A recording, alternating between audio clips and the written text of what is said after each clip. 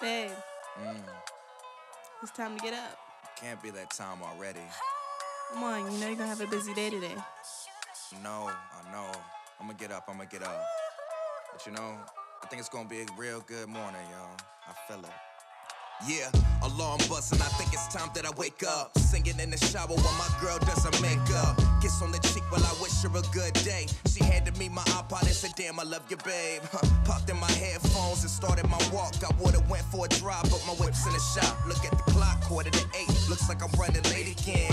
Always trying my luck, but you gotta play to win. I really need one, fighting these demons. Be prepared, life changes like the seasons. I adapt to rap schemes and flash things that I got from music, plus all the problems that cash brings. That's expected when you trying to be great. Just know I give it my all, I know that y'all can relate. I feel the weight, but I just keep pushing. Music is here to help me like a good woman. See, I could never do none of this on my own. Glad that I found a place that I could call home. A comfy bed that I could fall on. Keep dreaming until the day that they come true. Live and learn, enjoy the life that you go through. Never worry, cause you know that I'm blessed. Keep my head up, cause you know that I'm blessed. Moving forward, cause you know that I'm blessed. Spreading love, cause you know that I'm blessed. No matter the test, you know that I'ma give it my best. Come on, never worry, cause you know that I'm blessed. Keep my head up, cause you know that I'm blessed. Moving forward, cause you know that I'm blessed. Spreading love, cause you know that I'm blessed. No matter the test, you know that I'ma give it my best. Come on, you know what they say, good things take time. Seems we always in a rush, but never opened our eyes to see things grow, take things slow. Young boy exploring the world and be home before them street lights show. Been on the road since them old days. Kenzie serving up rhymes like a buffet. Staying humble because that's how I was raised. Finding ways that was different.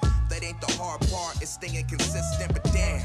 Life seems to catch me in a bad place, but I'll wait till my spirit starts to levitate. We reach for the peak, trying to find something new. Finally off of work, time to do what I do. Locked in the stew, relieving all my stress in the booth. Shit never gets old, I just love coming home to you. This love in my heart is something I wanna pass to you. The flame lives on, I'll be here when all else is gone. Yeah, cause fam is real, the bond is still. You know my team keeping vintage like a Coupe de Ville. Feels great that I finally found a place of my own. And we are back, everyone. Sorry for all the technical difficulties we're experiencing. It's just a Thursday, and that seems to be the way things go. But we are back with game number 2 for Return versus Orphan Squad. My name is Gormizer, and joining me on the desk again for this game is going to be Lord Wizkid. Yep, and we're going to see a Susano ban. Didn't actually even get to see him last game. I don't think he even got picked or banned. Yet straight away, Orphan Squad just saying, nope, we do not want to deal with him. We do not enjoy the extra burst that he gets, even though the movement speed has gone. Ganesh as well from Return saying, yeah, we're not letting anyone play Ganesh. We know how strong he is. Now, the one thing that caught me off guard last game was the fact that Return did opt for a Vulcan ban in this first phase. And I'm wondering if they're going to lean that way again. I mean, it worked out for them, and they're going to go for it as it stands, just because at this point, there's no reason to skip that one. If it's something that worked out for you, if there's something about Orphan Squad, specifically going to be Hokage Devil there, you do not want him to have Vulcan, don't let him have Vulcan. It worked out for him last game, kind of putting him in the corner in a little bit of a box. He was playing that Kronos, and he played it well, although towards the end, it was a little curious to not see any pin come out for him, I think, or maybe minimal pin. I can't even remember what his last couple items were. But ultimately, what's that going to do against a big tank?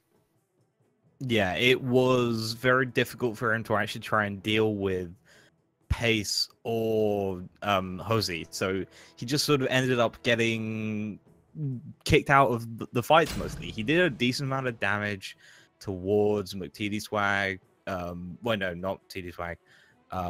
Sorry, my mind's completely gone because I just wanted to actually talk about the fact that the Saket ban coming out from Orphan Squad is quite nice. They obviously have learned that you don't want to give discretion to Saket. So instead, they're going to be able to ban that away.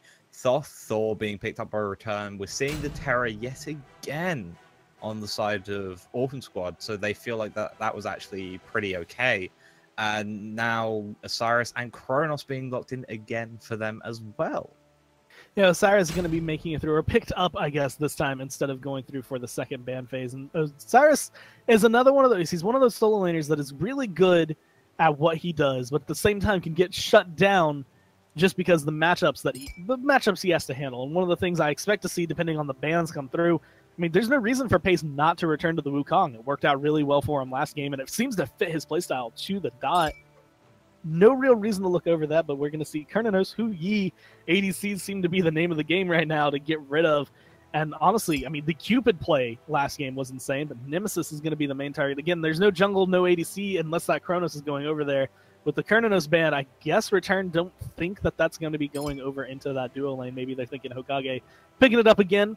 It could really go either way, and that's just the glory of a flex pick. But Anher actually going to get banned out for the last one there from Orphan Squad. Yeah, interesting to see Anher receiving a ban. Could mean that Realm's going to get picked up as... I mean, thank you for picking it up as I say at Return. He's just such a strong god. You rarely see Rom ever going out of the meta. You quite often see some gods come and go, but Rom is going to be a big one. But we do see the horsey boy. We've got Chiron being locked in here. And with that new buff allowing his 2 to actually proc from that training ground, that could be a big deal of trying to fight against a Rom.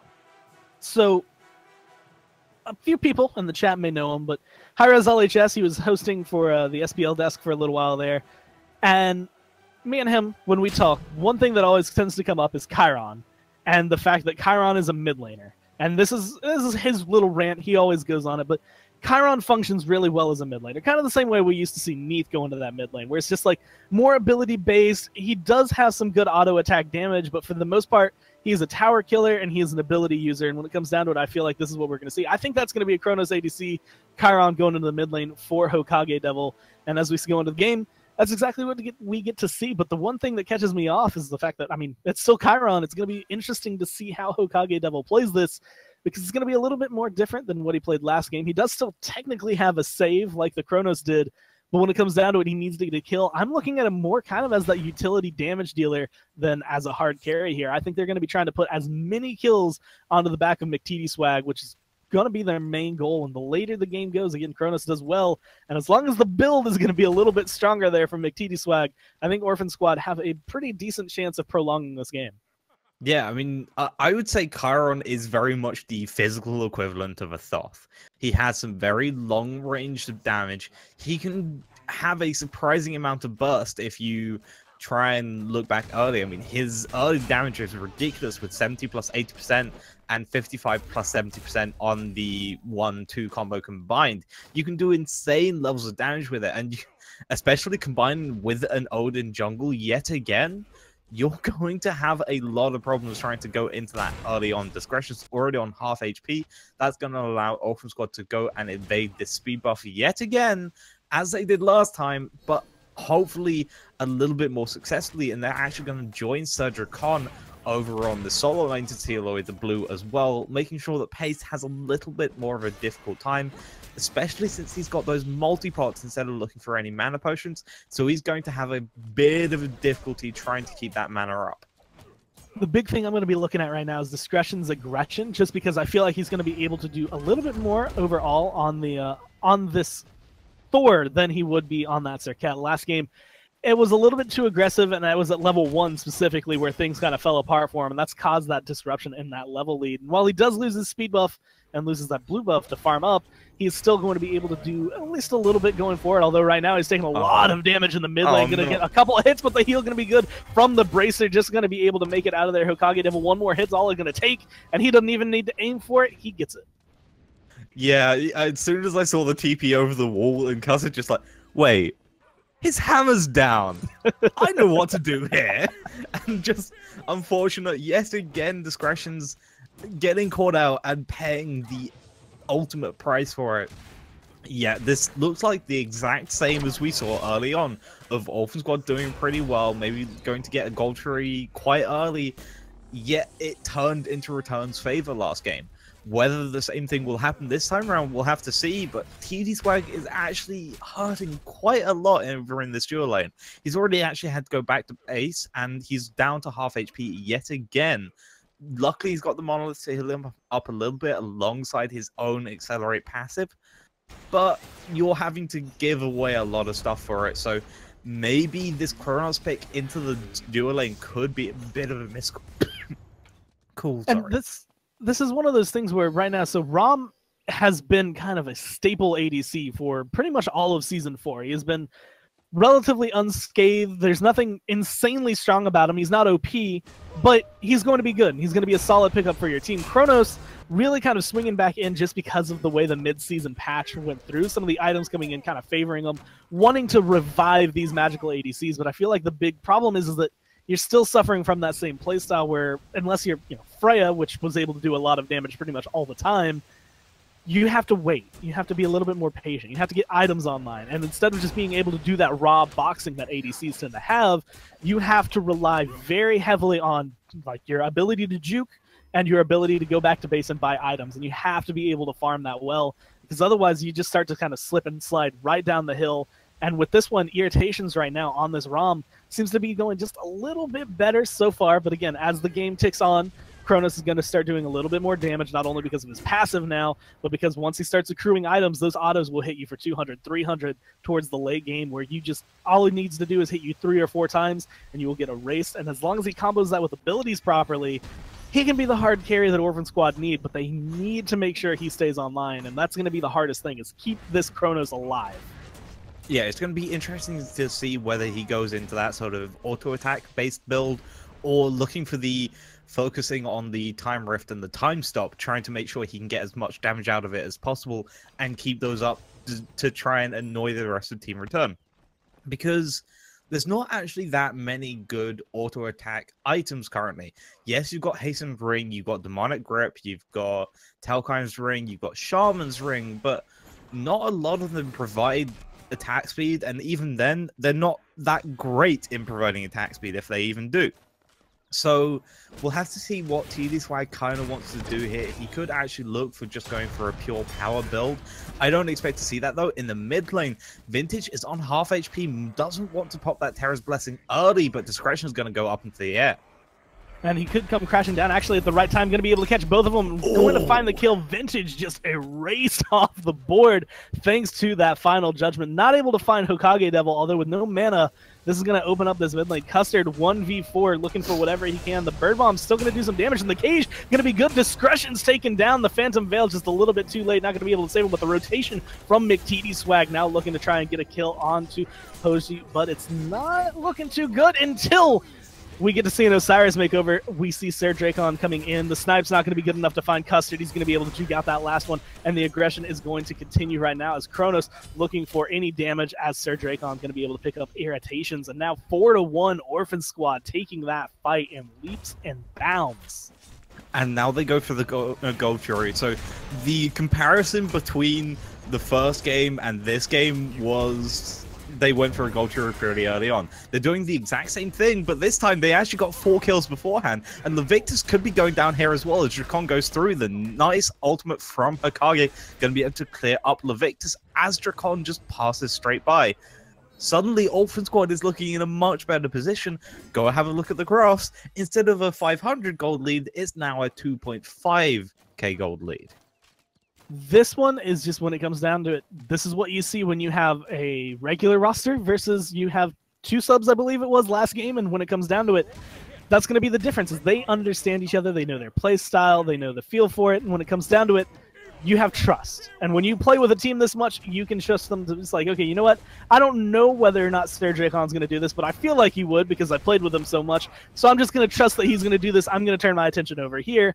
And that's exactly what we get to see. The Osiris kind of making that rotation in. You don't need everyone to play at the top, like at the top level, as long as you can trust each other to kind of clean up the other's mistakes. And when it comes down to it, those rotations that we saw earlier, now looking at it 5-1, the lead's been got. Orphan Squad are in this position. This is pretty much opposite of where we saw them going last game. Yeah, and Discretion is yet again finding himself in the deficit. Is able to keep himself a little bit more safer due to the fact that he does have that easy teleport out and does have that Anvil of Dawn if he needs it, which he is actually going to use right now. I don't know who he's going to go on, though. Actually going to look for Drakon and take him out over on the blue buff. He is potentially going to pay for it, though. Does use Brace of Undoing as well. Actually going to keep on going onto Custard, who's very low, and Pace is going to be able to finish him off as well. Nakage in the area. He does have that ultimate if he needs to use it, but Vintage as well around here, looking for the slow from Pace. Actually going to go into that ultimate already, looking for discretions. Only finding 2 shots and not going to be enough as Levictus wipes Nakage off the map, and Vintage as well, only on half HP with no one around to try and defend, since TD Swag is over in the mid lane. Had Hokage Devil hit just one other shot onto Discretions, that would have been a kill, but unfortunately for him, it ends up being his life that gets traded out. Now, 1v3, Vintage actually kind of staying a little bit more than I thought he would, but this tier 1 tower is not looking strong. This is going to be where Return try to return the damage that was done. They get the tower, they get the kill, and now just looking at the grass, they bring this right back to an even game. Yeah, just like okay. that. Just welcome to Southeast Asia. That's all I can say. I mean, yeah, just 4 kills now on the tower, and everything's fine again. It's just like a little band-aid. Like it was just a little scratch. They just fell on their knee. Yeah, and suddenly now everyone on the side of Orphan Squad, even though they were ahead and they were doing a lot, they've now suddenly actually have to play a little bit more careful, because Return, it's going in and they're going hard. Having to just giddy up to get away is Hokage. Not gonna hit seal away those oracles though. Return doesn't quite tap that enough. Hokage as well, also over on back in this mid lane, just needing to try and get some farm. He does have his stacks. He is getting some transcendent stacks here, but he needs to get them quicker, because he's gonna be the one that needs to be doing a huge amount of damage. Because you're not going to see TD Swag doing anything for quite some time. Dracon's going to have a lot of damage, but it's mostly going to be boxing between him and Pace. Discretions isn't going to be taking too much from him. And if we go and have a quick look at the player damage, there you go. You can see he's already sitting on 3.6k. But look where Pace is. He's sitting on 5.5k nearly. Terra's Blessing popped as well in this mid lane. Sakagi finishes off Levictus. So they are going to be able to get a little bit of a kill, but Anvil of Dawn yet again onto Hokage. Now looking for the damage. Discretion's actually getting Logan to use that bracer and has the Kepri revive on him. Going to be able to get that one proc. Stay alive just a little bit longer looking for that damage, but this is where Orphan Squad are looking for their aggression. Surgic on in the back, looking for whatever damage you can find, but the teleport going to be good. Actually going to get juked away. Not enough to keep him alive, though. Lord of the Afterlife going to just flip right onto him. And it looks like Sir Dracon might trade out his life for that one. The shot's coming down from the sky. Marvel's going to be able to get one kill here, but Irritations is low, using those astral arrows to hit through people. Going to be able to pick up the 2 kills right there. Pace leading the way. Vintage, very low health. McTD Swag's in the base, so he's safe right now. But all they need to do is catch up to this terror, which is a difficult thing to do, especially if Vintage decides to throw down any of his walls. Use that passive and get the double dash down. Looks like the towers are going to be enough to deter it, but Return are here to fight, and they are not going to just lay over for Orphan Squad this game. That was actually a really good call from Hokage there. Unfortunately, it didn't pay off. But what he was going to do is he was delaying himself. So Custard was going to go first, and then he was going to giddy up and go through the rest of the team. Unfortunately, you had Hosey coming in using that Kepri grab, managed to pull him and cancel him out of the giddy up, which kept him stuck and made sure that Custard couldn't actually get past the rest of the team as well. So just in the end, everyone ended up not being able to go anywhere and caught out in the middle of those astral arrows, taking way too much damage from Irritations here. And Irritations is starting to come back. Although, admittedly, he's not had a bad laning phase, he's not been able to do much afterwards. Now it's starting to look a little bit better, especially since he's already got his Executioner's Discretion is coming down, using this Anvil of Dawn almost in Will the Thrill style on cooldown, making sure he can try and do something with it. Not quite going to be able to work all of the time, but it's working some of the time.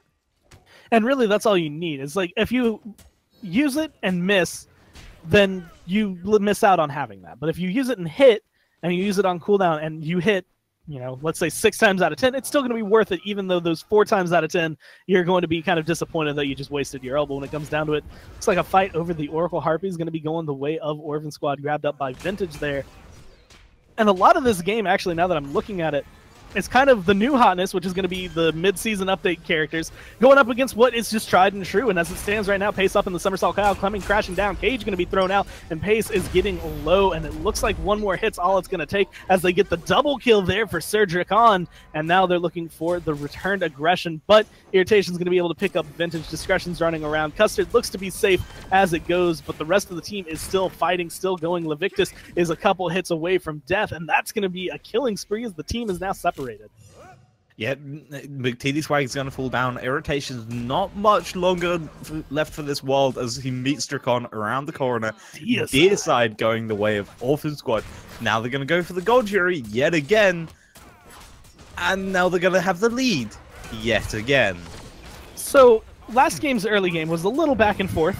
There was some times where we'd see Orphan Squad, but it was a very close back and forth. It was like, okay, well, they took a 300 gold advantage. They took a 300 gold advantage. They took a 300, and like just kind of swapping back to numbers that don't really have an impact on it. This one has been swinging like 2K or 3K in either team's favor, and right now, Orphan Squad's going to be the one holding that. Deicide at 13 minutes, they're feeling themselves. Like, they're happy about that. They're having a good fight. Yeah, like you said, it's been going from it was 300 to 300. Now it's 3,000 to 3,000. They've just completely destroyed each other's leads and trying to come back. Yet they've not been able to really push any towers. Go ahead and press F3 and look at those tower damage numbers. They are minimal at best.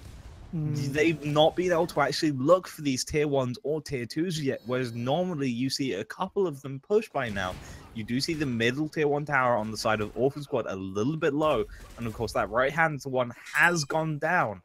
But Orphan Squad need to be looking for their own to try and take some out, because they've not been able to push into any of this. Return have been doing a fantastic job of farming and making sure these minions aren't being pushed into their towers. They're not taking any free tower damage, because that is still a decent amount of gold and XP going the way if you do destroy one. And I feel like that just leads into the fact that a lot of people tend to forget how much gold is just sitting on the map. With all 12, now actually going to be 11 towers up, there are only 5 left standing right now for Orphan Squad because that tier 1 and the solo lane did get taken. But all of that can account for a ton of gold. If you cannot take a tower, that is going to, I mean, first off, you're not going to be able to win the game because how else are you going to be able to kill the Titan? But you're also going to have that issue of the fact that the other team, when they start taking those, when they start getting those sieges, they're going to have more money in their pocket. They're going to get those items online faster, which are going to help them get more towers, which is going to get them more gold. And it just slowly but surely starts to build up for them. And unless you're able to return it, you're not going to be able to find a good way to fight them, because even farming all of the camps, the Gold Fury, Portal Demon, Fire Giant, you're not going to be able to account for that gold in the same amount of time. And right now, it looks like what Return needs to do is just kind of continue. So far, what they've been doing, they've pushed the most out of these towers. At least so far, they're the only one team that's picked up one. And like you said, the tier 1 in mid lane looking a little rough for Orphan Squad. One break at this point should be able to kind of take that one down. But both teams playing this one kind of to the book, keeping it as close to the chest as they can, not putting themselves out on a limb. Although Vintage, right as I say that, immediately dashes into the team, going to get stunned out or caught out there. But ultimately, he's going to be able to walk away still with his life. Back to those towers again, though, there is actually an even more important thing. Sure, taking out towers is going to get you a lot of gold, it's going to get you a lot of XP, it's going to allow you to push into the Titan, but you want to take out as many as possible, because each tower and each Phoenix gives the Titan extra HP as the Portal Demon actually goes down to the side of Orphan Squad. But big fight here. Hokage is ripping through the rest of the team as TV Spike gets a double kill off of his ultimate, and now Levatus is the only one alive, already used the evading punch. He's not going to have much longer left, and now Irritations is here as well. Triple kill going the way of TD Swag. Irritation's on full HP, but he's not going to be able to defend against all 4 of these players. Dracon as well over on that right-hand side, just trying to do what he can. Cuss taking a little bit too much damage here, forced to go back. Irritations does have his ultimate if he wants to try and go and finish off Custard.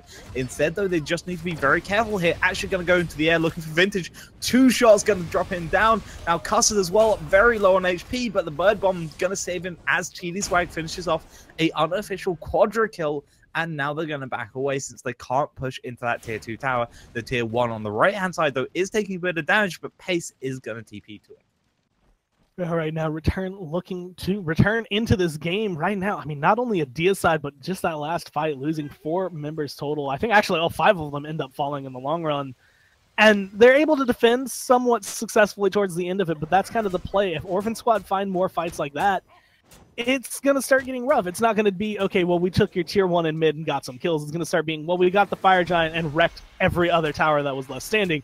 We decided to try and push forward, and this is where Return really need to start looking at it. And the one thing that's kind of catching my attention is, one, we're seeing Chiron in the mid lane, and it's being played to relative success. I mean, 4-2 and 7 doing relatively well. We do have 6-2 and 5 from Sir Jake on, but looking at McTeedy swag, this Chronos play is completely different than what we saw out of Hokage last game, because Hokage was trying to play it like a mage. Hokage was trying, I think, a little bit too hard to use some of the newer items and to try to play this Chronos like an ADC. McTeedy swag, he's just playing Chronos. He's doing exactly what he needs to. He's like, I got my boots, got my Warlock sashes at 71 stacks. I'm feeling happy about that. I get the Obsidian Shard to get some of that pin, and that's where the big one's going to come. He's got the pin to eat through the players he needs to, and I think that that's going to be making one of the bigger differences here for Orphan Squad. Speaking of new items, though, have a look on Hokage Devil. He's actually building the Atlantis bow, which is a little bit interesting. It does provide a good amount of attack speed and physical power, plus you also get some very good movement speed. It's up to 28% movement speed. That's a huge amount of it, but because you're still being affected since you're having to use basic attacks, actually, Cuss are going to go in here looking for Leviticus and Kira. Luckily, the Phantom Veil is up, so that's going to get them out a little bit longer, and now Discretion is going to go back in onto Cuss, going to get rooted out by the Monolith, but not too worried about getting killed by the rest of Orphan Squad. Part of me wants to say that that was kind of the delay you get to see for the Thorl from the time you click to when it lands. Just there's enough of a delay that your team could say, hey, we need help. You go up in the air, and then they're like, oh, well, you know, we're safe now. We just used the Phantom. Haha, we're out. As Team Return actually going to be able to steal away that Gold Fury, and now they're going to be looking to try and turn this one into a couple kills. Levictus, though, going to get chased down. Hokage Devil going a little bit deep as it stands. He's going to go into his ult looking for those snipes, taking a couple shots from Irritations. But Return come out of that one with the Gold Fury, and while it's still not enough to swing the gold in their favor, that is a good play. I'm pretty sure that was Irritation Snipe just stealing it away from Orphan Squad, not even thinking that it was going to happen. That is the problem with Rom, is you forget. He can steal very easily. And if you let him do it, it goes. However, back over on this solo side, Drakon actually taking out this tier 1 tower, but there are 3 members of Orphan Squad here. Not going to be able to actually go for him, though, instead just sort of backing away, looking for maybe to do what they can do next. Discretion's in the mid lane getting caught out in this Odin cage. Custard can't really do a whole lot, even though he is 2 levels up. He doesn't have enough damage to really kill Discretions. So I switched over to the solo lane. You know, I was watching the tower get taken down. I'm looking over at Sir Drakon, and you say, you know, there's 3 members coming down at him. There's Pace, there's Levictus, and they have the Khepri there, right? So at the time, Khepri's level 12, Thoth is level 12, and we see Pace there at level 16. Sir Drakon's 18. He didn't care about the 3 members rotating over. He just walked back to the wave, decided to farm up a little bit. But when it comes down to it, I mean, Thoth right now, 4 levels behind the Chiron, not having anywhere near the impact that we saw last game. I mean, even looking at the player damage numbers, he is sitting relatively low right there. He's just not able to hit what he wants. His Terra's Blessing going to get popped right now, but TD Swag going to get caught out, not going to be able to make it out of that one alive. The team's rotating over, but I'm not sure they want to go for this fight. They're going to be able to catch out Pace, and Discretion's actually going to be coming in. The knockup going to be good. They're looking for the fight, but it is a 3v5 as it stands right now. Going to be going. This Custard comes in, making it a 4v5. The cage going to get dropped. They're trying to return whatever damage they can find, but ultimately this is looking like it's going to be good. Discretion's Khepri revive is on him. All they have to do is play the waiting game. That's the door open. He's going to be able to walk right out of that one and stay alive unless they dive into the backline, but ultimately it looks like he should be able to stay safe. Yeah, now Hosey, though, going to get traced down by Surgicon. Nice use of Lord of the Afterlife as well, going to finish him off. And now Pace has to be careful. He doesn't have the bird form. He's going to go down to Hokage. And now Orphan Squad have actually turned that fight around, even though they lost TD Swag in the first place, who, speaking of, is coming up in a couple of seconds. Now Orphan Squad need to look to see what they can do. They're going to look for the Oracles, at least get something off the table. But there is a Portal Demon up and ready. Discretions has no ultimate. He is going to spot them out. They know that the rotation could be going there, so instead this could be good. Discretions, though, actually not quite going to get hit by the bird bomb. Did get slowed, does have that speed buff, so it looks like I don't think Hokage is going to be able to get too close to it, although Discretion's got to be careful here. Vintage is going to stun him, and he's dead. I think the phrase of the game has to be Orphan Squad turn that one around, just because it's kind of been what it is. Every single fight as they've gone into it is Return getting aggressive, Return usually having an advantage. Just Victus cage down, that's going to be it right there. Aegis can't save you forever. That's going to be enough to get the kill. That was the perfect timing for that cage to be just dropped right then, right to stop Levictus. And now, as it stands, Orphan Squad, again, now 21-12. Controlling this lead. Let's just kind of look over at it. 6.3k gold, 10k experience, and all of that is true experience. For people who might not know, the experience counter does continue to tick after level 20. There's no level 20s here. That is all just pure experience lead on the side of Orphan Squad. Yep, absolute pure experience lead. That means that Orphan Squad is just dominating. Mostly, though, it's on Surgicon, sitting at level 19. 2 levels above anyone else, and 6 levels above Levictus and the Hosey. Orphan Squad going to take down the Fire Giant. Discretion does go up into the sky. He could come down onto T-Swag here, instead playing it safe, going onto that speed buff. Now Orphan Squad have the Fire Giant. They can easily look to push into some of these tier 2 towers. Yet again, Return just haven't actually been able to go and do some of the tower damage as I said they needed to. So Tricon is just going to walk into the middle of everyone on the side of Return, use Horrific Emblem, and just force them back out of this fight. Pace is in the middle of them all, forced to go up into that cloud, and now that tier 2 tower is going to be going straight down for the side of Orphan. I'm just doing the zoning that the team needed to do. Terra's Blessing was paused, which can give a little bit of healing, but a lot of movement speed as Pace going to get just obliterated there. Custard going to be able to blow him back into the base. Now the Phoenix is going to be the main target for the aggression. Vintage taking a little bit more damage than I think he wanted to, with the ADCs on his team going to be focusing down the Phoenix, looking for another kill here onto the back, and they're going to be able to get Hosey there. One more hit is really all it's going to take to clear that Phoenix up. They're going to be able to pick that up. The Aegis going to be able to block out the snipes. Hokage lives to see another day, and right now it's a 3 for none, 4 for none, as we get to see. No, that's going to be the third one there. Discretions actually fell. Looked at the sidebar a little bit too early, but 3 for none picked up there. Orphan Squad and a Phoenix and the Fire Giant and the lead. Good. Well, they already had the lead, Yeah, and they're just extending it even more. Again, go to the graphs. 13.5k XP lead and a near 10k gold lead. However, we are now finally seeing a level 20 on Surgicon, so it's not a full 13k. It's basically probably about 12k at this point, but it's still a huge lead in favor of Orphan Squad, and that's going to make it insane difference when it comes into some of these fights. Those gold leads as well is going to matter a lot. It's now a full item per player that they are in the lead, and that's going to be a big deal, because that means that you're doing downright less damage, or you're going to be tanking a lot less than the other people are. You're just going to struggle. Look at T-Swag. He's already got Choosing the Magi, he's got Obsidian Shard, he's got his Poly, and a fully stacked Warlock Sash. Meanwhile, look at, for example, Levictus. He's only got a Spirit of Desolation and Choosing the Magi. Sure, he has Celestial Legion Helm, but that's only going to help him against Hokage, Custard, and Dracon.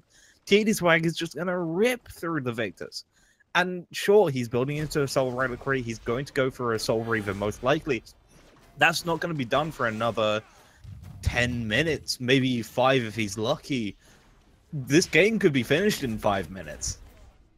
And when it comes down to it, one of the big things that I'm starting to realize is Levictus here had a lot going for him. The last game was doing a lot, but as we can see so far, not having the same impact. Level 13 right now, as the fight's going to continue. Cage has dropped, Pace up in the sky already. Levictus having to beat that Kepri ult dropped onto him just to keep him alive, but the patience coming out from Surgicon, he's going to be able to pick that one up and take the damage dealer down. Irritation's going to be the next main target. It looks like Custard and Hokage Devil going to be going, picking up Hosey, picking up Irritation's double kill, Phoenix kill, and now the Titan is open. Fire minions are here. 5 members, Fire Giant, they're going to be turning their eyes onto that last Phoenix just to be able to get it and reduce the protections on the Titan one more time. It's fully exposed, it has 6k HP, and they're ready to go on. And a teleport coming through from Surgicon, and that's going to be it as Discretions falls down. One more kill for the road, but the Titan falls, and Orphan Squad call that one for the split. And that was a much better game coming out from Orphan Squad. This time they decided, rather than going full burst into Levictus or into whoever had that Kepri ultimate, they realized that patience is a virtue according to Captain America, and therefore they just sat down and just made sure that they waited. So Levictus didn't get too far away. Sure, you do get a movement speed increase from that Kepri ultimate. It's very minor, though. You can still chase someone down, and if you can chase someone down, you can kill them because they're not on much HP. Again, looking towards Levictus, one of the things I was trying to hint at towards the end there was the fact that he just didn't have the same impact that you wanted. And there were still chances for Return to try and fight back, but they really needed to have a solid defense when it came down to it. They needed Orphan Squad to not be able to take a Phoenix, or any of the Phoenixes really, when it came down to it. And they had to go back, and whenever that Fire Giant came up, Levictus was the one I was looking at. Like, he was the key right back in, being able to ult through it. But when it came down to it, I mean, 2, 6, and 4, he was only able to get 16k player damage total. And he just wasn't able to have the kind of game you would want to thought to have. Whereas you look at the other side, Hokage Devil, instead of playing the Chronos, this time going right on for that Chiron. 20k player damage, the most on his team, fighting almost constantly and using everything just perfectly. The right spots, right time. Even though he missed a couple of ults every now and then, he was just able to kind of throw down the damage that his team needed. And ultimately, he was not necessarily the biggest hard carry, because when you look over, you have 9, 2, and 13 on their solo laner. But the team just played it outright amazingly. Yeah, another interesting thing to note as well, just look at how much player healing Hokage has. That was just off of his passive. Just passive heal. That's pretty ridiculous when you consider it. He's nearly doing as much as Vintage. However, Orphan Squad, just fantastic in general. They are able to get the split, get a couple of points so they can still try and beat out Viral. But Return, while they're returning, we're going to be heading to round 2. Coming up soon, my name's Lord Blizzkid. I've been joined by Goldmiser. See you in a bit.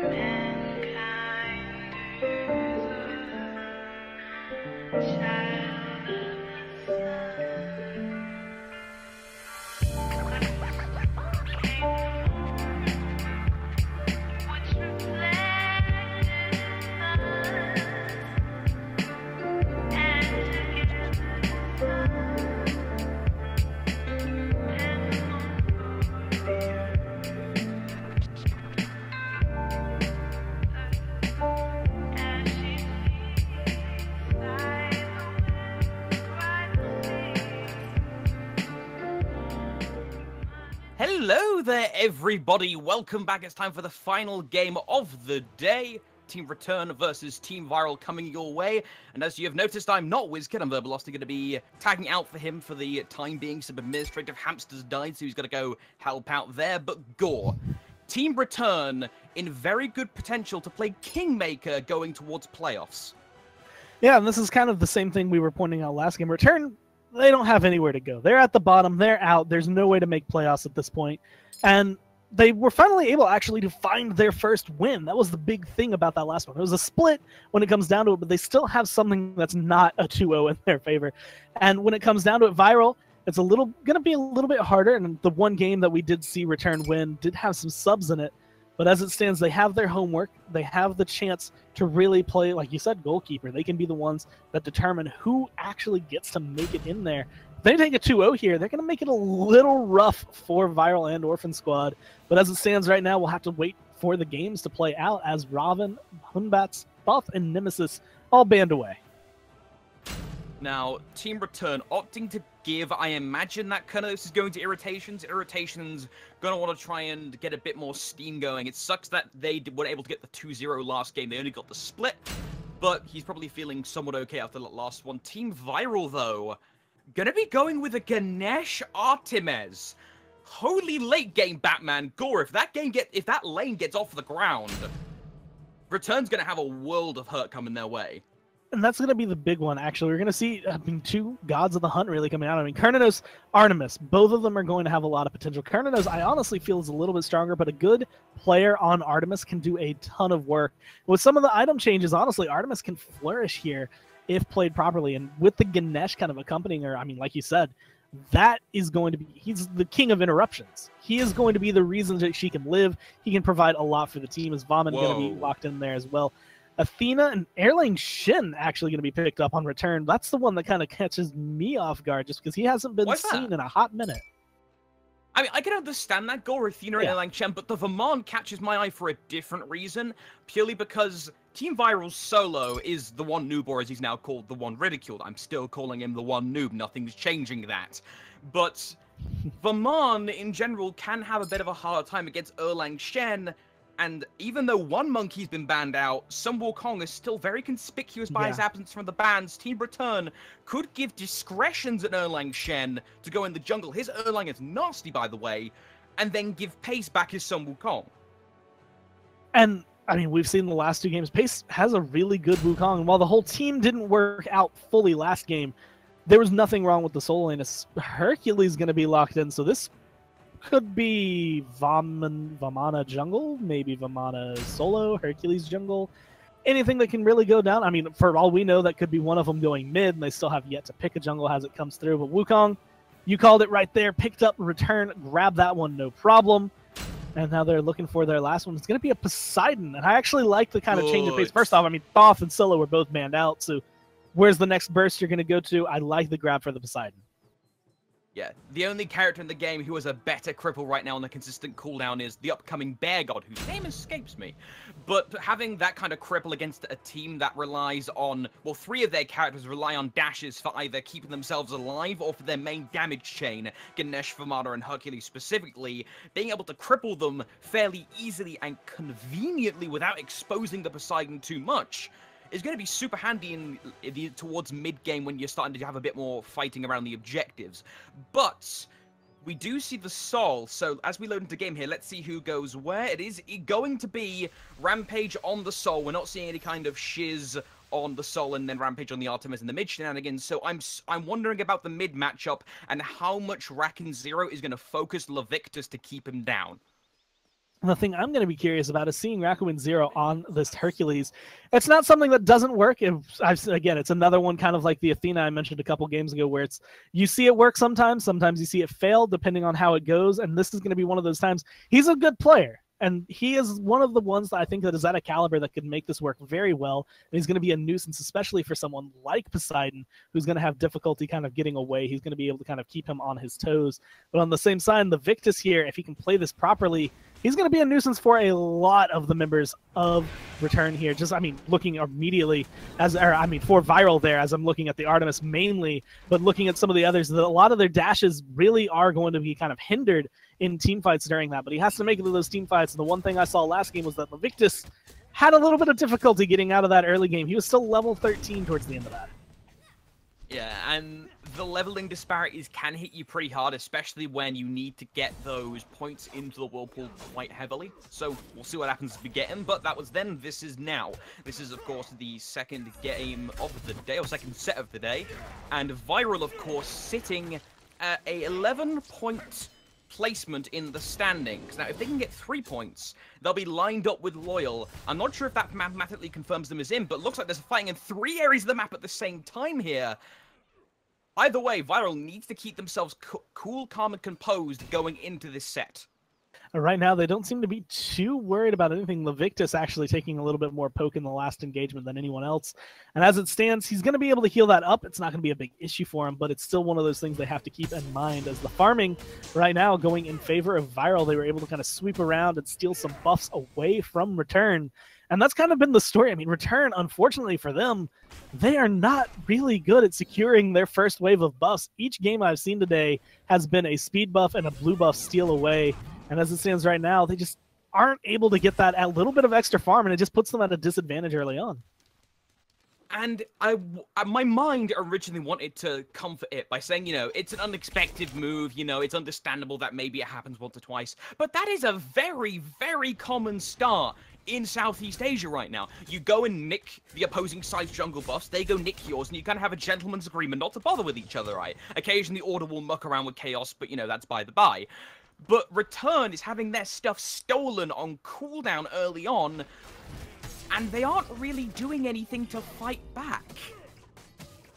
That's going to be the big one that makes the difference, is they aren't fighting. And when it comes down to it right now, I don't think they should be, depending on how Discretions feel. I mean, you've mentioned he has a good air lane Shin, but again, this is another guy that kind of he shines brighter the later the game can go. The more items he gets online, he's just going to be fundamentally better than if he tries to fight right now, especially against the Soul and a Hercules. There's not a lot for him to pick on. He's not going to do enough damage to really kill off either one of them. And really waiting for that level 5 tick. Once Invictus gets that Kraken online, that's going to probably be the big swing for the mid lane. Because while Rampage is able to get out, he does have that disapparate. Ultimately, that's going to force the beads or the Aegis, depending on the combo coming down. The Whirlpool Kraken is just notorious for doing that. So when it comes down to it, big team fights, Return can do it, but like you mentioned, they need to fight in order for that to actually have a position in this game. Yeah.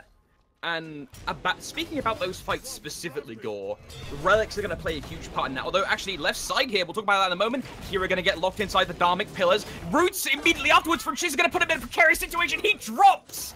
First blood goes to Viral with an infectiously good first kill by a combination of abilities, but oh no, looks like there's a bit of harassment in the jungle. Discretion's going to be rotating back around, looking for the kill onto Shiz. With the help of Invictus, can he get it?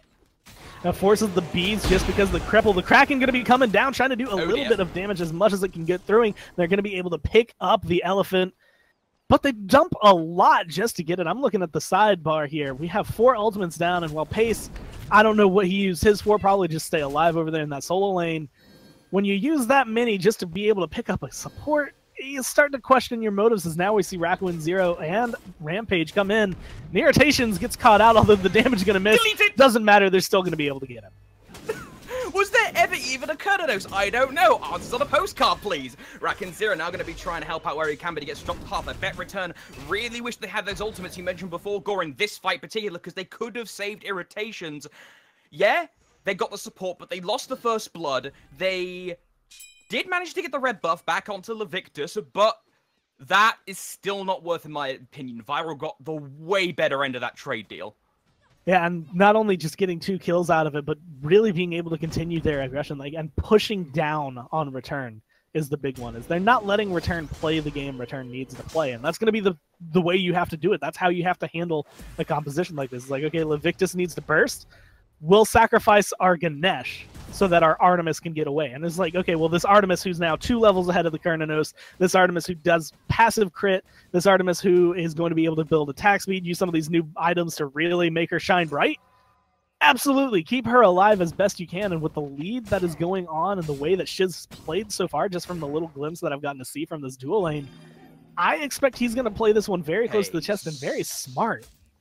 Pace locked inside the Dynamic Pillars, has to use the somersault cloud, actually tries to use the ring of obstacles to kill him in time, but he gets up just before. Discretion's going to be hit with the Defender of Olympus from his fellow support. Hosey jumps down from the sky, going to give his teammate a little bit of support via zoning. Hey, get away, I will taunt you to your doom, says Kira.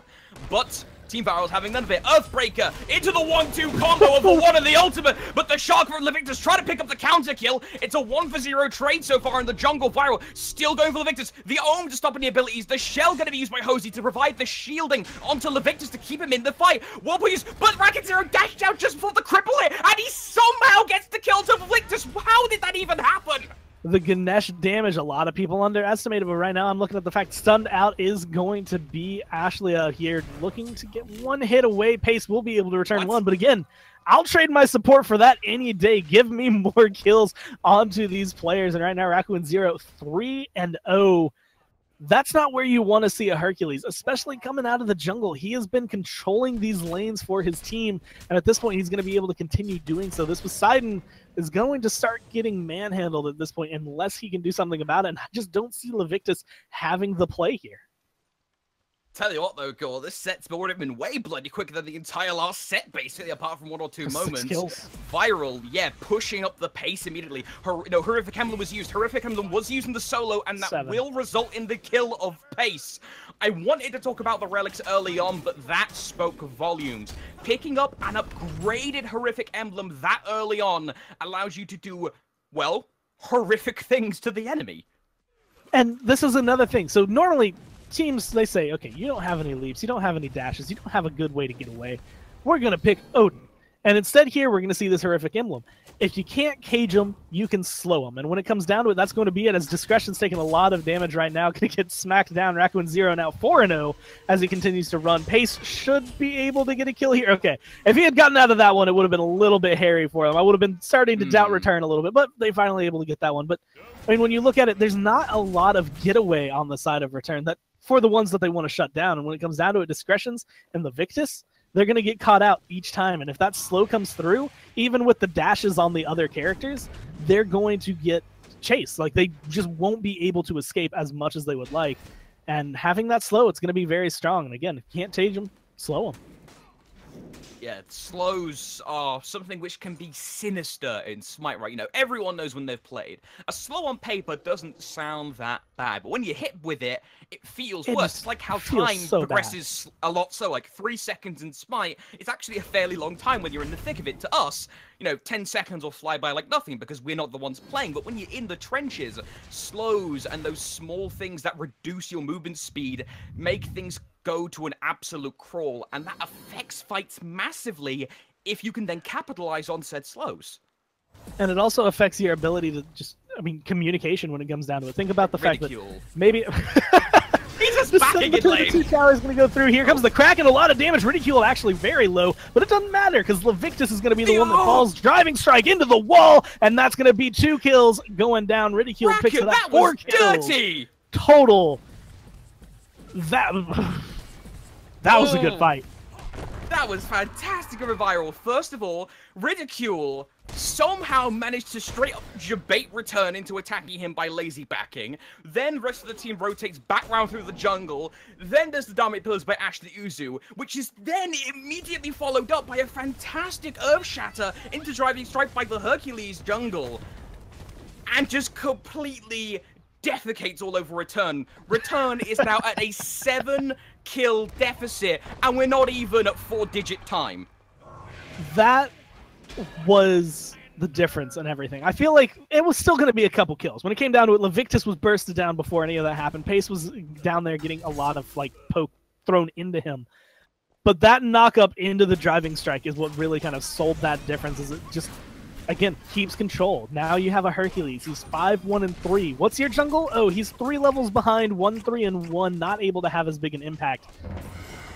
This is where Viral start doing a lot. They grab the Gold Fury, they grab these kills. Now they have to worry about Portal Demon, Fire Giant. They can put people on this right side of the map. They're not too worried about that. Over there in the dual lane, Shiz has been able to kind of keep control of irritations on this Kernanos. He hasn't been too worried, and because of that, the worst case scenario is, oh, maybe we're going to use the Ganesh right now. We see Ashley running away, but I mean, again, I'd trade support for that any day, and at level 10, Ganesh is not going to be as important. Still King of Disruptions, but as it stands right now, Viral have just the distinct lead. Yeah, and one of the things with Ganesh, as a side note, his passive allows you to feed kill credits to your teammates. That counts for both kills on minions and also kills on the enemy. But that comes with a flip side. That means the Ganesh receives the assist credit, which is why you often see Ganeshes get so far ahead, because they get their evolved low nose mass so fast. They're able to get watches, they get so many pings of watches. And on top of that, Ashley Uzu, as a support player in general, is fairly selfless, so the Ganesh works perfectly in this situation, because, yeah, he's 0-2, but he's got 7 assists and has been shoveling golden XP towards his teammates. But looks like left side in the jungle, Wild Hunt gonna polymorph too. Let's see if Irritation get off the back of this. Rest of Return coming in for the assist in the fight. Darmit Pillar's gonna be used by Ashley Uzu's gonna slow things down, but Rampage speeds things right back up with the ultimate. Shiz follows up shortly onto Discretions, 2 for 0. Make that 2 for 1. Shiz gonna drop to Irritations, Hunter on Hunter violence. Racken Zero trying to keep Irritations just zoned out while the rest of his team gets to work on Hosey, the Kira, and Pace. The Athena's gonna fall, sent back up to the heavens by the guard, and Pace is gonna follow quickly. Pace falling there, making 4 for 1. Shiz the only one to fall. And honestly, again, Artemis is going to be difficult to get in, get out with. And Shiz got aggressive there. He got low health and then went back into the fight. And as you can see, it did not pay off for him as well. Although a nice trip back to base, he's going to be able to pick up that Executioner in full. So maybe he was just using that as a way. He didn't want to press B, didn't want to have to wait for it. As Raccoon Zero not going to get that knock-up. Irritation's going to live to see another day because of it. But that tier 1 tower over here in the left-hand lane, still a little bit of a different story. It's going to fall, and that's going to swing a little bit more gold and some map control here in favor of Viral. Now all tier 1s have been taken down for Return. They have only tier 2s standing, and it doesn't seem like that's going to be bothersome for the members of Viral. Yeah, you can see Racken Zero 2 versus 1ing. 1 ridiculed, 2 versus 1ing. Rampage now rotating back around, but Viral has been somewhat laissez-faire about these fights because they're so far ahead. Now Racken Zero going into 1 versus 4 doesn't have that much backup with him outside of Rampage, and Rampage is almost out of mana, so he won't actually be able to contribute too much. I feel like Viral might be getting a little bit too big for their britches here. They're 2 versus 4 actually, and they may even end up dying here. Kraken gonna be used, won't actually kill anyone. Rampage finally gonna fall. Oh, Shiz in the backline going to be able to use his ult, get some stuns, looking for the autos to try and trade this out. Going to be able to get a double kill right there. They do trade out Raccoon Zero, but now it's a 3 for 2 trade in a fight that started as a 2v4. Faye's going to fall right there. Triple kill for Shiz, and he's looking for the quadra here. Hosey doing the best jukes he can, just looking for the hits. Shiz, come on, dude. Like, the minions are there. He's doing the juke shoes, running around circles. Hosey going to be able to dash away. But the chase is still on. Don't despair just yet, as we do have, I mean, Artemis is a huntress. She is going to go for this as far as it can. Smell out the movement. Ashley wants looks it like more than her. That's the Ganesh. Support on support violence. Leave and Ashley, stop! You have They're far still to going. go get mad. Yeah, oh god, the absolute madman. He's doing it. He gets taunted. 1 or 2 shots, and he gets the kill credit. All right. That's determination. He gets 1 on the board. He is not going to be a killer support this game. I'll give him that. So you remember how that fight started as a 2v4 and we're like, all right, Viral, like, come on, guys. That's too much. That's too much for anyone. And then they made it work out no matter what. Just team rotations, and that's exactly what happened. That shouldn't have worked out in their favor, and it should not have gone their way. But Shiz came over and made the plays he needed to coming into the back line there, and just being able to play the way they do, and now they're going to be getting aggressive over here in the solo lane again. But now they're going to have the advantage as they come through for it. The knockup going to be good. Pace going to get taken down. Hosey very low and looking to fall fast. Shiz getting low this time, trying to stay in the fight, going to be able to get the stun discretions, and him trading it out blow for blow, and he's going to be able to come out with the kill. 5 members strong, and that tier 2 is going to fall.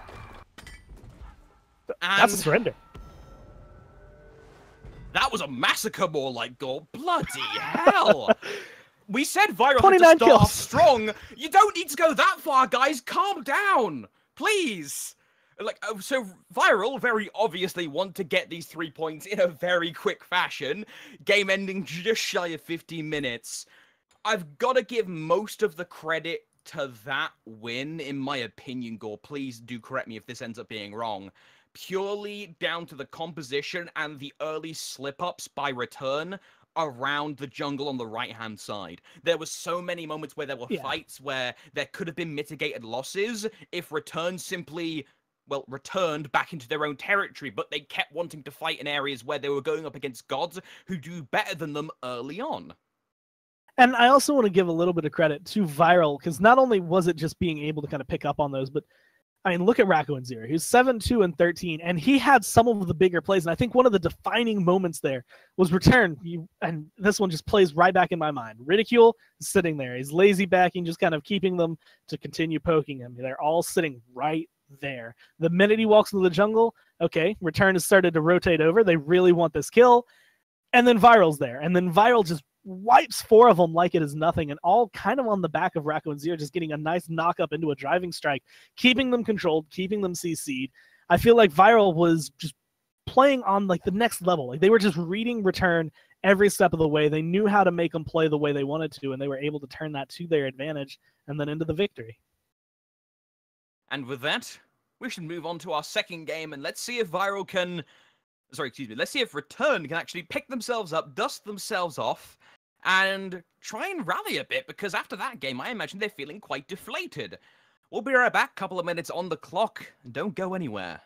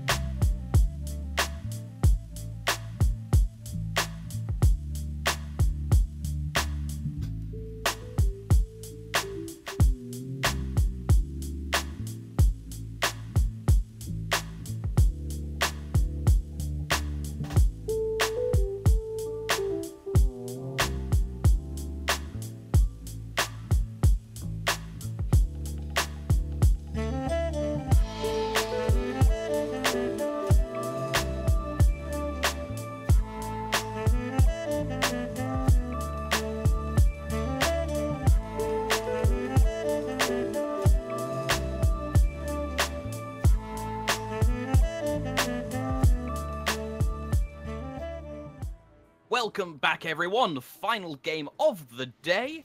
It is currently the second game in this set. Viral 1-0 up on Return. Return with the first pick being given to them by Viral. Viral opting for the second. Going to try and get themselves the gatekeeping role in the league by cancelling out Viral's 3 points.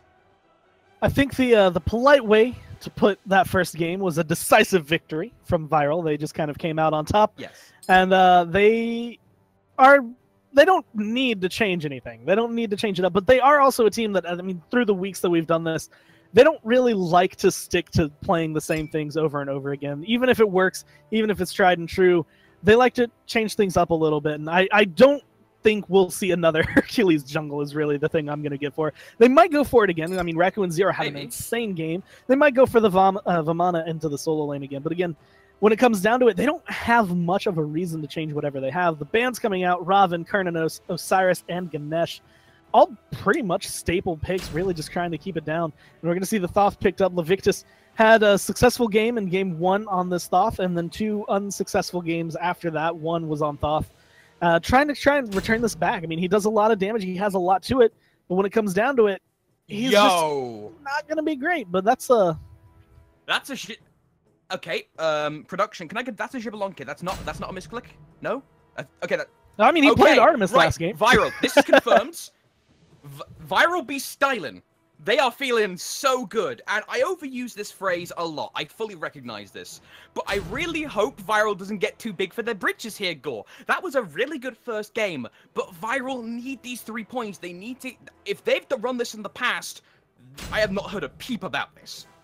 You know, the one thing I'm upset is that Viral actually... I mean, I understand why they banned the Ganesh away. Since their second pick, they're not going to be able to get it. Return would grab that in a heartbeat. But the one thing that gets me is that passive would work so well with Shablanc because, hey, guess who's getting all the kills? And guess who needs them for their passive? It's going to be him. But we're also going to see a Morgan and a Scotty. So I'm going to assume that's going to be a Scotty mid, which leaves Morgan to go... solo jungle. I've seen her in the solo. I've seen her in the jungle. What if it's Gibelonke mid? Let's consider all the possibilities here, Gordo. What if it's Gibelonke in the mid, and he uses his ult for fast-ish rotations, possibly? I'm trying to think what could happen. I agree with you. It's probably going to be Scaldy mid, then Gibelonke, but all the options are on the table as we go into the second phase of picks and bans. Now with that, we're going to see Odin, Nemesis, Terra, one more going to be taken off the board. Return going to opt into the Ares, another little bit of homework they've done. And I think that one just kind of comes down to a lot of poke in a single area and an Ares ult pulling you together. That can cause some trouble as Ymir locked in. Support. And that's another one I haven't seen in a hot minute, but there's nothing wrong with Ymir. Him and Athena are those two supports that are just very strong. The walls, if you can place them right, and I know Viral will be able to do this, can change the game for your team. Now, Return picking up the Camazot. So that can jungle or solo, but you see Camazot's more in the solo lane these days. And with the Thor, yeah, that's going to be guaranteed. Camazot solo, that's going to be for pace. Discretion's going to be rocking the Thor. Now, of course, if Ashley was here, he might be rocking the Thor support. But I imagine he's going to be taking the Ymir. But what's the final pick for Viral? They still need a... Apparently a Hebo is what they need. Where's he going? So Hebo, I'm going to tell you, Hebo has not played mid lane in years. I have not seen a single person try to take him into the mid lane, save for console players. But if we just kind of glance over that, this is going to be in the jungle. And as we switch into the game, we see a lot of things are messed up over here. First off, that's a Ymir solo, but that's a Morgan on Ashley. Do not adjust your television screens. Solo Ymir, Hebo jungle, Gibelonke mid, with a support Morrigan, and the only sensible one here being Scaldy in the duo. We had... Oh, hang on, I'm being Yeah, no, that's corrected. Rampage. Rampage on Scotty. That's going to be Scotty mid. Right, okay, considering that we had a Doge earlier on literally in the cast, and now this, could someone get F-Dot to come cast this instead, please? I feel like this is right up his alley. So how hard do you have to win a game to feel like this is, like, to be comfortable with this? To go into it thinking, we don't have to worry. I mean, Raccoon Zero's already below half HP just from the poke that he is taking as it stands, but, we were just told, I think, Viral. Yeah, they're secured. It doesn't matter. Oh, right. I'm interested to see what they can do with this. Okay, so I miscalculated. I thought Viral still needed one more game. They're going to be confirmed for playoffs, and that's why they're going a bit silly. And they will get the first blood, though, so I mean, this is going to be more for status and swag than anything. So how hard can they play on high-res TV on this stage, I wonder? And right now, the way they're looking, they're going to be going hard right now. Ashley going to be looking to get some damage. Hosey trying to run away. A couple more hits is all it's going to take, but they're just not able to get it just yet. Irritations, I guess, playing goalie right now as it comes down to it, going to save his teammate overall. But the aggression coming out already and just the success from it, from Viral. They shouldn't have this good of an early game lead, but Ridiculed, he is being disruptive. Yes, that's the polite way to put it. I'd say he's being a right meanie, also to put it politely. But that Ymir is going to be deceptively good in the solo since he can consistently cancel out the Berserker's Rush. I love that shield use in the duo lane just now from Ashley, buying his team a little bit of protection for the heart bomb. But Invitations wished he had his own protections. Great body blocking by Hosey, blocking most of the damage from the branching bowlers and giving Irritations just enough room to breathe and stay alive and sustain from the hearts. We have the Hebo making the rotation over to the solo lane. What I like about Viral's play right here is this just gives them the aggression. So last game they had it, and I'm not sure if they fully intended to be that aggressive. They just got a good early lead and were able to play right to it. This game, this is 100% we just want to fight all the time. I mean, when you have Hebo, you know you want to fight all the time. His passive is literally to just give him more damage to hurt you with. And at that point, you know Raccoon Zero's looking. He's like, okay, I got a knockup for CC, and then I've got an ult and a 1 that will just burst you down to oblivion. Pace has to be careful. Thoth has to be careful. Discretions has to be careful. And Irritation, like 4 out of the 5 members are all going to get bursted down. And Hosey's still sitting kind of low and not having items yet for a support. Until we see some magical protection, has to be careful. Like everyone can get bursted down here. And Viral potentially looking for those kills, although right now it's been a little bit tame. They're just farming. Yeah, I would disagree a little on the magical protections goal purely for the fact that how often is Hosey going to be scuttling over to the right-hand side of the map? The right-hand side is where most of the magical threat is right now. If he keeps to his, well, lane, both literally and metaphorically, as once again, Pace dies to Ridiculed literally being soloed, stop it, that is going to be a bit of a... Well, actually, no, that changes my argument now. Since Ridiculed's starting to get a bit ahead, he could start rotating and making Hosey's life a bit of a pain in the duo lane. Yeah, at this point, Mid. It's going to be rough. As we see mid looking down, Thoth going to be able to dash, but Crushing Wave. Crashing down from the skies, though. Discretion going to be able to pick up a kill. Now looking for Rampage. Going to be trying to hit one more. All it takes, maybe a double tap to help him out. No mana does Rampage have, but the ult's going to be good, and the peel's going to be better. Not going to be able to connect with that double tap, and with the appearance of Ashley going to go ahead and fall back there, but able to at least trade out one of those kills, able to kind of punish Raccoon for getting aggressive. Yeah, and punishing a Hobwa for getting aggressive is going to be super handy. Of course, as we all know, Hobwa did have some buffs to buff essentially the recovery time on the animation of his water cannon. So he can fire it off almost like a jab in boxing. Whenever you get close to someone, just boop, water cannon, boop, water cannon, boop, water cannon. And there's not that much that he has to wait on now. The recovery time is next to nothing. So he can get away with getting more aggressive. But if you shut him down cold, that will give Raccoon Zero a bit more of a hard time and force him to poke with the more expensive water spout. This is going to sound... it's going to sound odd when I come down to it as another solo kill. Ridiculed. That is Ridiculed the is third time you have been ridiculing Pace soloed. at this point. And he deserves it. Pace, for the love of all that is holy, you're playing a Kamazots. Stop getting soloed by a bloody Ymir. At the same time, when it comes down to, I mean, what is he going to do when it comes down to Ridiculed now at this point? 2-level lead, 3 kills on him, has the gold for it. Ridiculed doesn't need to worry about the damage the Kamazots is going to put out. He's going to be tanky enough as it is on the Ymir. And then he's got CC, he's got a wall, he's got the carpet, and then he just has a lot of damage on his ult.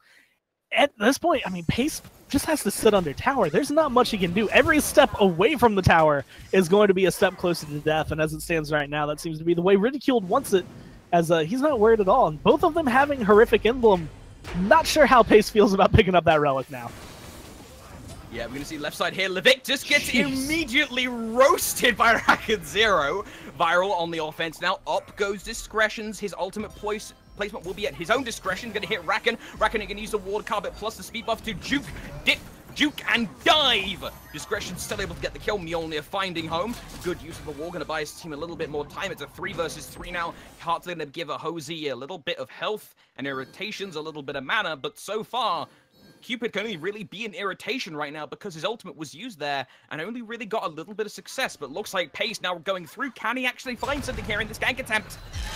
He's going to be looking for it. Shiz getting low. Bat out of hell going to come crashing down. Going to be able to pick up the kill. Not where you want to be sitting as a Shablanc. And Ashley, unfortunately for you, going to get caught out. They don't care too much about that tower. They're going to be able to pick up 2 kills now. 4 to 5 are the numbers right there. And it's still going to be about a 1K gold lead, hovering around 1,300 in favor of Viral. But that is going to be the good spot for Return to try and find their return into this game and not get bullied so hard. Although, yeah, mid lane hit now, more fighting. Can we do some analysis, please? That would be appreciated. Oh, the stun! Leviticus, that was sexy! That was just a beautiful stun, single-handedly saving Discretion's life. Ridicule moving back in, gonna start with the mass cappers. Give me some clappers. Pace gonna get walled off, jumps through to save his life. That Cabazot jump is actually a really short range, so it's good that he actually managed to get out there. Yeah, just narrowly 1 second away was Ridiculed from possibly picking up another kill on the Pace there, but ultimately it's not going to go that way. Viral now, maybe they're feeling a little bit like not immune anymore. They managed to get double digits last game. They managed to get 23 kills in the almost 15 minutes that it lasted. But it seems like they might be on record for a different pace this game as it stands right now. They aren't able to pick it up as much. All of their kills right now, they have 5 of them, but they're all on the solo lane or the jungler. Mid and duo lane, especially a Shablanc where you want those kills, haven't been able to kind of shine as bright as you would like. Yeah. Ridiculed There's been a decent bit of fighting up again. Ridiculed still going for it here. Let's see if you are correct here, Gore, in the solo. This has to be a kill, right? This is a 4-man rotation onto Ridicule. Okay. But Viral smell this. They're doing the right thing. They're immediately saying, all right, you guys want to go over there? We're going to go take the Gold Fury absolutely free. No receipt required. This is another point where Ridiculed is ridiculing because at this point, I mean, they use the Thor ult, they all come over, you get some nice 4-man rotation, everyone swings over to the solo lane to get a piece of this Ymir. Wait, they burned Thor ult too? Yeah, he came dropping down, crashing, to just stun him out. And they get a Ymir for it. They get a single kill out of a 4-man rotation, and they lose Gold Fury because of it, and they get a little bit of poke on a solo lane tower, but considering theirs is poked down a little bit more, you start to question whether or not that was worth it. With the Swift Wing now picked up on Ymir, he should be able to get back to the lane and no problem. And Pace is on pace to get soloed again if he continues to stay here. Raccoon Zero's in the jungle, potentially looking for the gank, but it looks like the rotation's going to be just the right amount of time. I would like to see Return get a bit smarter in understanding that Viral now is just trying to bait them on a merry chase around the map. Because they have a heavy presence in both the mid and the solo, they control that entire side. Return needs to understand that and try and find some wins in individual picks. Viral do have a bit of a problem right now. I mean, it's a justifiable problem considering how ahead they've been in getting too aggressive, and that absolutely can be punished by Viral. You know, we're all, just a minute shy of 10 minutes. Look, just have a look at the levels for a moment here. Go look at the graphs. It is in the lead for Viral, but it's not dramatic. It's not end of the world.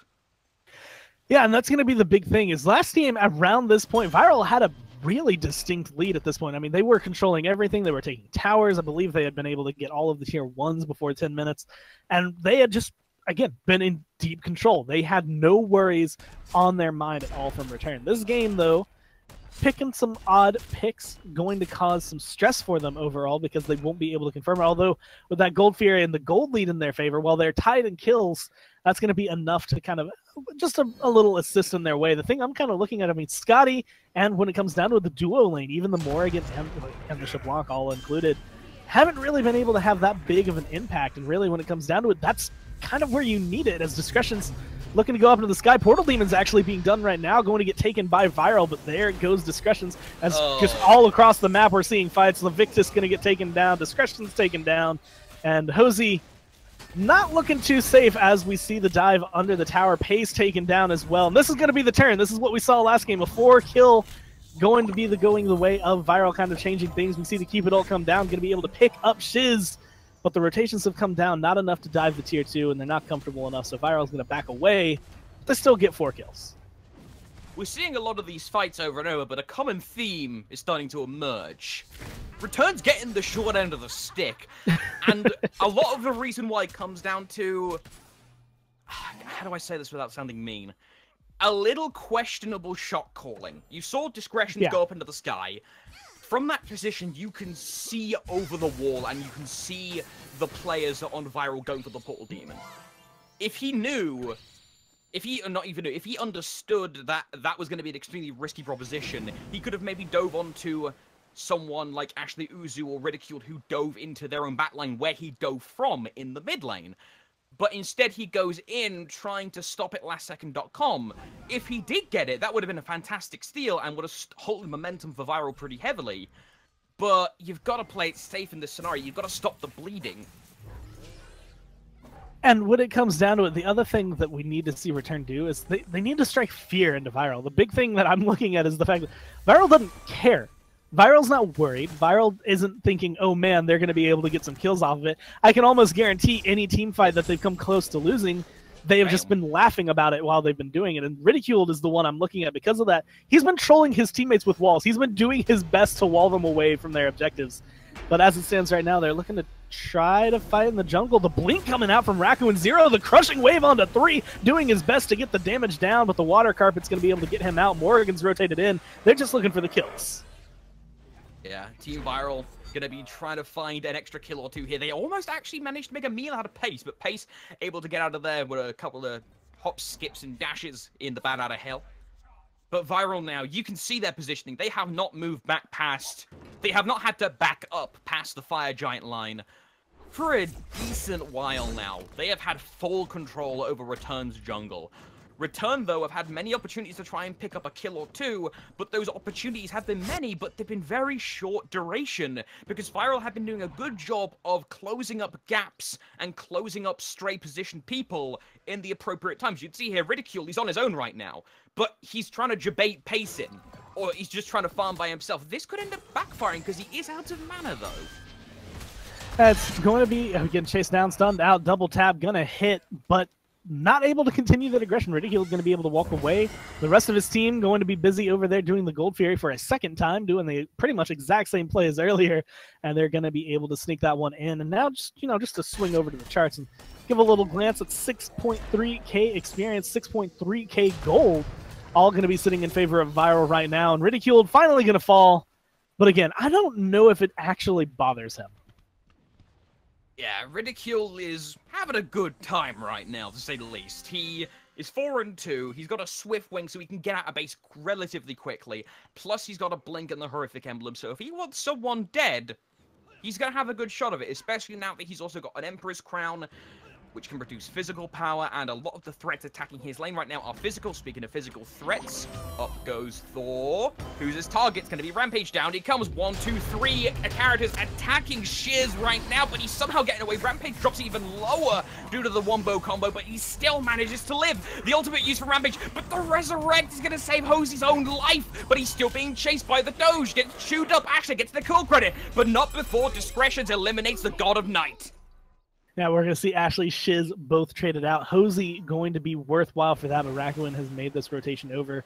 Looking for a kill, potentially onto the mid lane, or going for Levictus. Actually going to opt for the Cupid. Going to be able to clean out irritations like it's nothing, and now he's going to continue this aggression, but he's going to get stunned out. The Aegis to immune that damage as well from the tower. And he's going to turn into the jungle, potentially misses the knockup. Crushing Wave, though, does a ton of damage. He's not worried. Tier 2 also does a ton of damage, depending on how Discretions wants to play this. Score. He's scared. He doesn't want to go in here because he knows Raccoon Zero could potentially get rid of him in 2 abilities or more, even though Raccoon Zero has made a heinously aggressive play. Sitting behind a tier 2, almost no health, now able to heal up, and there's the wall from Ridicule. Gonna stop Raccoon Zero. That could have potentially been death, but as it stands, going to be able to make it out of this one alive. And that's kind of where you see the mindset of Ridicule right there. That is the kind of play that gives, I mean, both of them. Raccoon didn't care about the tower. He just ate face and went as hard as he could. Got all of the damage that he wanted to, and just, I mean, I'm going to look at the damage charts. Yeah, he's sitting at the top. Right behind him is Ridicule. I mean, is there anything to be expected at this point? I want to say trash damage solo laner standard stuff, but Ridicule has been getting into these fights consistently with pace, consistently with discretions, and having a good old time of it. He actually ends up either winning or trading. So that's not trash damage there. That 7,000 for the most part is legit true player damage, and Irritations dies. Shiz is a name that we haven't gotten to say in a positive light, I want to say, in a while. He's got 3 deaths to his name, but 2 kills. Trying to stack up that passive, get that little bit of extra power, because of course their team needs it right now. But as it stands, when they're going for it, the knockup's going to be good. Up into the sky, it sounds, as Thor looking for somebody. Question is, where is he going to go? He's going to land on a Rampage, going to get some damage down, but a lot of it getting returned immediately from Raccoon as they decide to go in. Crushing Wave, Discretion's going to fall down to Shiz, getting the 3rd credit for that passive kill. There goes Levictus, and now Hosey all alone, all dead in the grave. Pace is over there in the jungle, and I feel like that's going to be the biggest misplay for him as he turned his sights onto a rotation for his team. He wanted to help out, but Viral decided that he is the next target. Bad out of hell, gonna give him some room, but Ridicule still following hot on his heels. Horrific Emblem to slow him down, fires the Vampire Bats, misses with the Sonar, but Ashley Uzu gonna try and clip him a couple of times. We should actually talk about Ashley Uzu for a moment here, because Morrigan is much better suited to solo or jungle than support. But you do bring a good bit of utility to the support role, because you can get a decent bit of farm with Morrigan because you can transform into any of the 9 other gods in the game, and you have so many options to get assists or kills. And when you can think about it, who needs a support when you can just turn into the other team's Kepri, use your ult, get that res on as it stands. And when I'm looking at it, I mean, bonus damage, he has a stun, a lot that can come out of it. Is Fire Giant going to get taken? It wasn't going to be as big a point, although right now Ridicule looking like he's going to lose that buff almost immediately. Final Judgment was thrown out after he died, though. So now we're going to have Levictus without an ult for a little while. Again, dumping a lot to get a single kill on a Ymir, but they do wipe the Fire Giant belt off the board, so at least there's going to be that. You know what this game reminds me of? Actually, scratch that. You know what Viral's play right now reminds me of Gore? This reminds me of Archipelago when they're feeling themselves. They send Dracula off to bug him nowhere in the middle of the map to be essentially an aggro tank, you know, a chase me, Pied Piper character.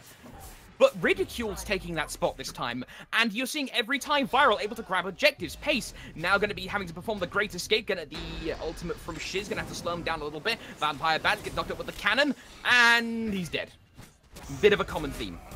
Yeah, and especially when it's Hebo. Like when you have an 8, 2, and 2 Hebo, he's level 16, he's able to get this amount of control. That's what you're going to be feeling. And looking at the items that he's already picked up, he's got a lot of damage. Goldfear going to go down. Shiz is able to pick that up solo.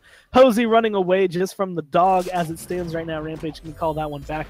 The aggression's still here. They don't even care about the towers right now. They're just racking up the kill count. They are playing Team Deathmatch in the middle of this Conquest game, and they are not too worried. As we see Ashley now being the one who's getting aggressive. Discretion's going to go up into the sky, potentially looking to go onto Ashley, depending on how this is going to go. Going to land, get the stun, get some damage. One more hit is all it's going to. But the rotations has come around. Rampage going to fall on the right-hand side, but Discretion's didn't get the play he wanted, ends up falling.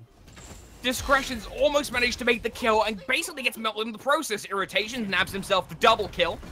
And now Team Return have a nice opportunity to prevent themselves from dying, but they are still very much far behind here. Shiz just took the tail on the left-hand side. Ridicule is literally having a slap fight with the red buff right now, and now he's being post-hastily chased. But Pace, speaking of the devil himself, is having to retreat immediately because he's a solo laner who's 3 levels behind the solo laner on the other side and 4 levels behind the jungle, who is a Hebo.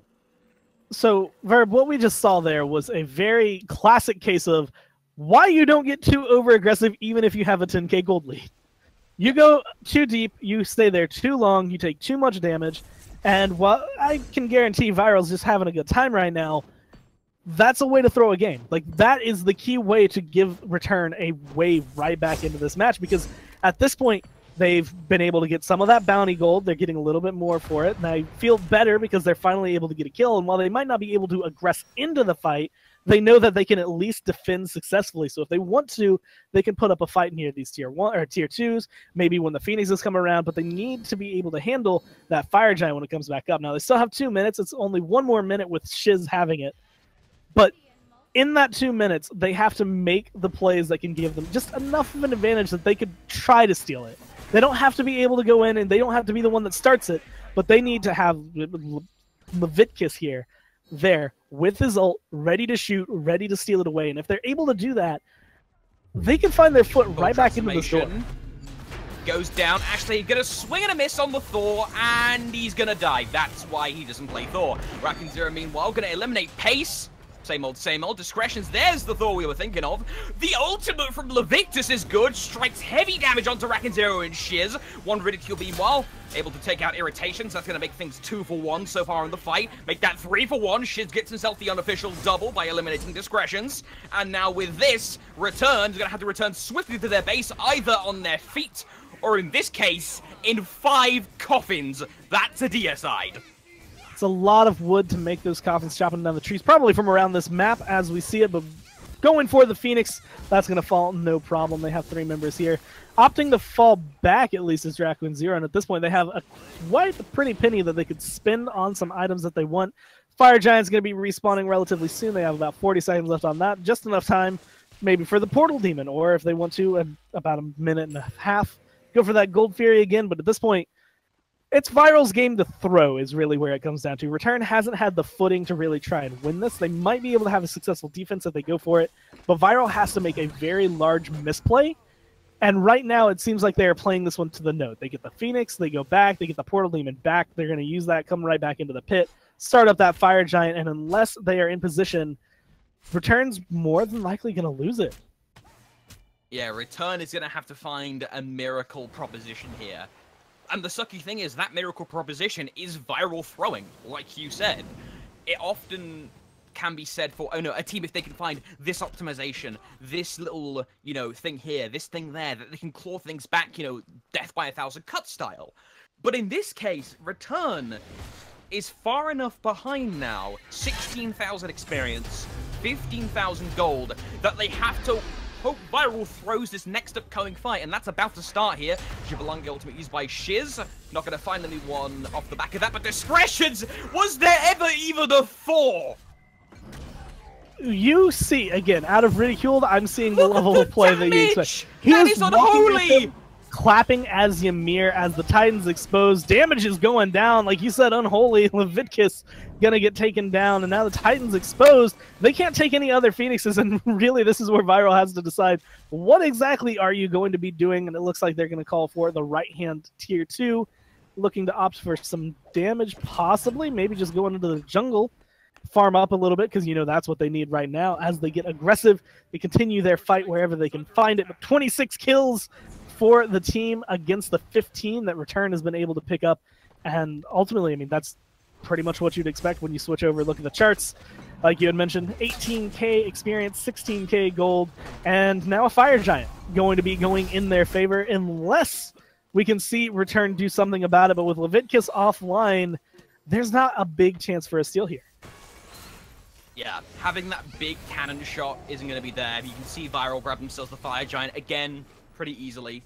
Although, nice ultimate. That's actually a very good ultimate there by Hosey. Discretion's going to use his ultimate to go on to Rampage. Shell immediately deployed by Ashley Uzu. Going to buy Rampage some protection, but that's easily going to be regenerated again. Viral grabbed the Gold Fury, you know, fine. They've been grabbing objectives fairly commonly. It feels somewhat commonplace now. But Team Return, they don't have every base covered yet in terms of their defense. They need to shape up here, in my opinion, Gore. You know, look at their builds and look at the base specifically. We're seeing the ethereal staff being pulled out. We're seeing percentage penetrations. We're seeing a lot of items that are designed to get rid of people who have high numbers, who are in the late game. And Viral are very ahead right now. They are in their late game thoroughly outside of Ashley Uzu. But I don't think they can actually stand and trade in fights long enough to actually have those items be effective, in my opinion. I 100% agree. I don't honestly know what I would do in their position, though, because when you get to a certain point, you're trying to kill them. So the big thing is they need to kill Raccoon Zero, and they need to kill Shiz. But then they have to deal with Ridicule. It's like, okay, well, Ridicule is going to be tanky. He's Ymir. We need to be able to eat through his health fast. Like, okay, so we opt into damage for that. We try to go through. and then we can't survive long enough. If you don't kill Raccoon Zero fast enough, he just blinks in and annihilates you. And when it comes down to it, the damage output from Viral right now is enough. Although with losing Ashley right there and potentially going to be losing Rampage, they might be able to find their way back into that's going to be a 2 for none. But Ridiculed coming into the backline, going to be looking to try and turn this one around, looking for anything, going to go into his ult, try to get whatever damage he can, but it's all only going to fall onto Hosey. Yeah, Hosey going to take a decent bit of damage, but he's a Khepri. He can take that fine. Irritation's going to drop to the opposing Hunter, Shiz specifically. Sprint going to be deployed here by Shiz, going to try and chase up Hosey. Hosey does have the ultimate, but he's not going to want to use it just yet. He's going to want to save it for the upcoming fight around the Phoenixes. Viral doesn't have enough team members up to actually go for these, so he will be able to get back up in time. Levictus, however, might not be able to. Shiz grabs himself the double, looking for a triple potentially onto pace here. Surrender vote thrown up again as Shiz nabs himself the triple. And now going to be able to continue this. Discretion's going to get walled away, frozen away, uses that Bracer of Undoing, but doesn't look like that health coming back really mattered. That was kind of like when you see a Panic Aegis. It's there, it doesn't really provide you anything. Mid Phoenix respawn, now it's going to be gone, and we see Shiz and Ridiculed doing what you would expect a typical duo lane to kind of do when you have a Guardian and a Hunter try to rest down and kill the Titan with the deicide they were able to find, but it looks like they're just going to back away, farm. But it doesn't matter, Surrender Vote comes through, 31 kills on the side of Viral, 17 for Return. That's a 12-3-7 Hebo. That's a 6-3-12 Ymir, and a 9-3-11 Shablanque. That had to hurt. That's a kick in the pride there for Return. They fought valiantly throughout their, 2 or 3 weeks, but still, that's gotta suck for Return. Now, I don't want to talk too much about the analysis about game, because, what can you really say? The important thing right now is the standings. I want to ask for them to be brought up here, because you're probably thinking at home right now, all of those are in green. So doesn't that mean tomorrow's pointless? Not necessarily. Yeah, with the way it works, so right now, those 4 green teams you see right there, those are going to the playoffs. Those are going to be playing very well, but the thing that is going to matter is the seeding for it. So Archipelago is guaranteed to be first seed, but as you can see from the points, 15, 14, 14, they're very close. And that's going to make a big difference as to who plays who, because again, when it comes down to it, Archipelago, you look at them 6-3-0 in their win ties losses. That's not exactly the team you want to go up against at all, especially in the first round when it comes down to it. So both of these teams, or all of these teams, looking to try and play for that seeding, and that's going to be very important tomorrow. Yeah, so tomorrow is still relevant, even though the teams are decided for playoffs. They're going to be battling for the seeding, which is going to be super crucial to determine bracket placement. But with that, we're going to go now, because I am really looking forward to how tomorrow goes and what's done. Are the teams going to be a bit more laissez-faire and risk botching the seeding and having a worse time through the brackets, or are they going to really put their all in to get higher and higher near the top? All those questions and more will be answered soon. Gore, any shout-outs or anything before we go? Just shout-outs to Raccoon Zero, because in that last game, I still have the stats up. He did 8 more damage than Shiz. Total. 8 complete damage. That's 1, 2, 3, 4, 5, 6, 7, 8 that he was able to topple. That was something. Today's been great. Been a fun day, to say the least. Thank you all for watching. We do sincerely appreciate it. Shout out to Lord Wizkid, who you heard in the first game. Shout out to Production and Novi and Extreme Man, the voiceless voice here. Thank you all for watching. We do sincerely appreciate it, and we'll see you all tomorrow. Goodbye.